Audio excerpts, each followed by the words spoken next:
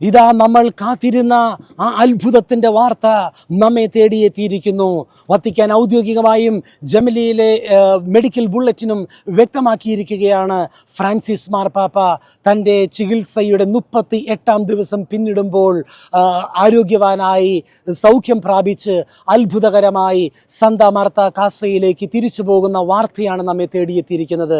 ഇന്ന് ഫ്രാൻസിസ് മാർപ്പാപ്പ 10ാം number papal suite Vatican third എന്നറിയപ്പെടുന്ന അവിടെ നിന്ന് സകല ജനപദങ്ങളെയും ഈ ആശുപത്രിയുടെ പരിസരങ്ങളിൽ തടിച്ചുകൂടുന്ന ജനത്തെയും ഞായറാഴ്ചത്തെ ഏഞ്ചലൂസിൻ്റെ കർത്താവിൻ്റെ മാലകയുടെ പ്രാർത്ഥനാ സമയത്ത് എല്ലാവരെയും ഗ്രീറ്റ് ചെയ്യുകയും പ്രാർത്ഥിക്കുകയും ആശീർവദിക്കുകയും ചെയ്യുന്ന ആ സദ്വാർത്തയും നമ്മെ തേടിയെത്തിയിട്ടുണ്ട്. അതെ, ഗുഡ്നസ് ടെലിവിഷന് വേണ്ടി ഫ്രാൻസിസ് മാർപ്പാപ്പ ആശുപത്രിയിൽ അഡ്മിറ്റഡായ ദിനം മുതൽ ഫാദർ ജോജി പോൾ SMM അതോടൊപ്പം തന്നെ ഞാനും ചേർന്ന് ഒരിക്കലും മുടങ്ങാതെ ഫ്രാൻസിസ് മാർപ്പാപ്പയുടെ ആരോഗ്യത്തെക്കുറിച്ചുള്ള കൃത്യമായ വാർത്തകൾ എല്ലാ ദിവസവും അപ്ഡേറ്റ് ചെയ്ത് നിങ്ങൾക്ക് നൽകുന്നുണ്ടായിരുന്നു. ഇതാ സന്തോഷകരമായൊരു വാർത്ത.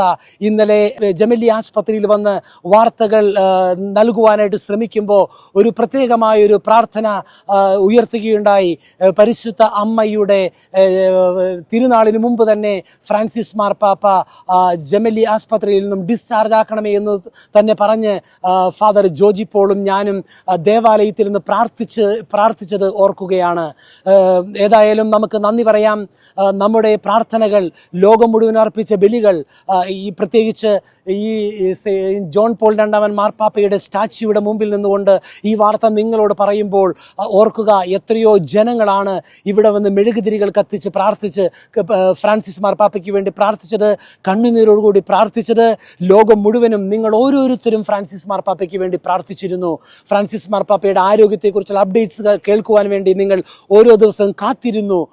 ഏതായാലും നിങ്ങളുടെ പ്രാർത്ഥന, നമ്മുടെ പ്രാർത്ഥന, ലോകം മുഴുവൻ്റെയും പ്രാർത്ഥന പരിശുദ്ധ അമ്മ വഴി ദൈവം സ്വീകരിച്ചതിൻ്റെ അടയാളമാണ് നമ്മെ തേടിയെത്തിയിരിക്കുന്ന ഈ വാർത്ത.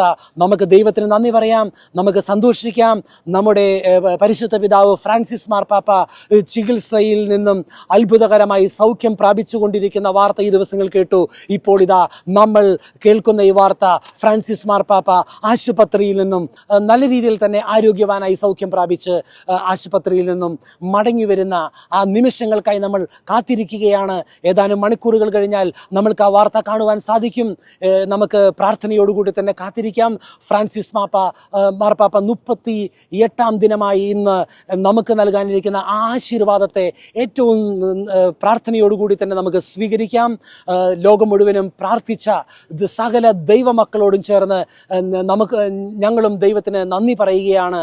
ഫാദർ ജോജി പോളിനോടൊപ്പം ഈ ദിവസങ്ങളിൽ 38 ദിവസം മുടങ്ങാതെ വത്തിക്കാനിൽ നിന്നും ജമലി ആശുപത്രിയിൽ നിന്നും ഈ വാർത്ത നിങ്ങൾക്ക് നൽകുവാൻ സാധിച്ചതിൽ ഒത്തിരി സന്തോഷമുണ്ട്.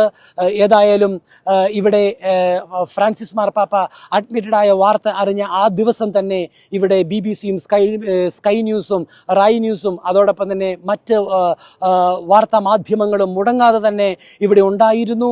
അവർ ഇപ്പോഴും ഇവിടെ തുടരുന്നുണ്ട്. മാധ്യമങ്ങളിലൂടെ ഫ്രാൻസിസ് മാർപ്പാപ്പയുടെ ശബ്ദം നമ്മൾക്ക് കേൾക്കാം, ആശീർവാദം നമ്മൾക്ക് സ്വീകരിക്കാം. അതോടൊപ്പം തന്നെ ഫ്രാൻസിസ് മാർപ്പാപ്പയുടെ അനുഗ്രഹം നമുക്ക് സ്വീകരിക്കാം. ജമലി ആശുപത്രിയിൽ നിന്നും ഗുഡ്നസ് ടെലിവിഷന് വേണ്ടി ഫാദർ ജോജി പോളിനോടൊപ്പം ഫാദർ ജോബി പോൾ.